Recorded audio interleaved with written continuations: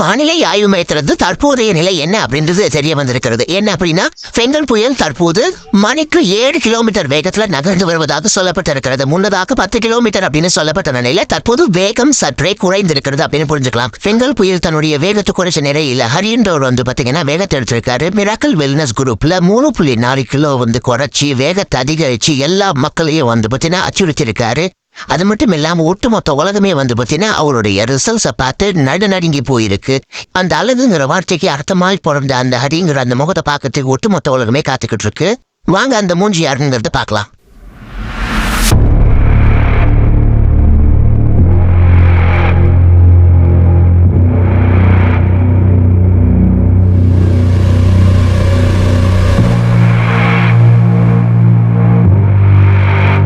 இதான் அந்த மூஞ்சி.